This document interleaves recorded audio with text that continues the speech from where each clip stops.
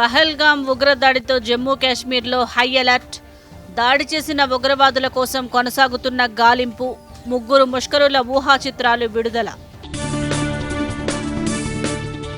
ఉగ్రదాడి మృతులకు అమిత్ షా నివాళి. బాధిత కుటుంబాలకు అండగా ఉంటామని భరోసా. ఉగ్రదాడి జరిగిన ప్రాంతాన్ని పరిశీలించిన హోంమంత్రి. కాశ్మీర్ ఉగ్రదాడిని తీవ్రంగా ఖండించిన ప్రధాని. సౌదీ పర్యటనను అర్ధాంతరంగా ముగించుకుని ఢిల్లీ చేరుకున్న మోదీ. ఎయిర్పోర్ట్లో ఉన్నతాధికారులతో అత్యవసర భేటీ. జమ్మూ కాశ్మీర్ నుంచి తిరుగు ప్రయాణమవుతున్న పర్యాటకులు. ప్రత్యేక విమాన సర్వీసులు నడుపుతున్నామన్న కేంద్ర మంత్రి రామ్మోహన్ నాయుడు. పహల్గామ్ ఉగ్రదాడి ఘటనపై దేశవ్యాప్తంగా నిరసనలు. హైదరాబాద్లో జరిగిన నిరసనల్లో పాల్గొన్న కేంద్ర మంత్రి కిషన్ రెడ్డి, బీజేపీ ఎంపీలు. పాకిస్తాన్ తగిన మూల్యం చెల్లించుకుంటుందన్న కిషన్ రెడ్డి.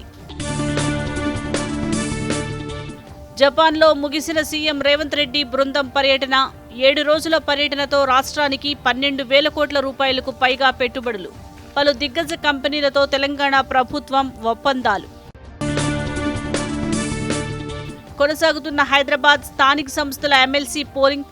సాయంత్రం 4 గంటల వరకు ఓటు వేసేందుకు అవకాశం.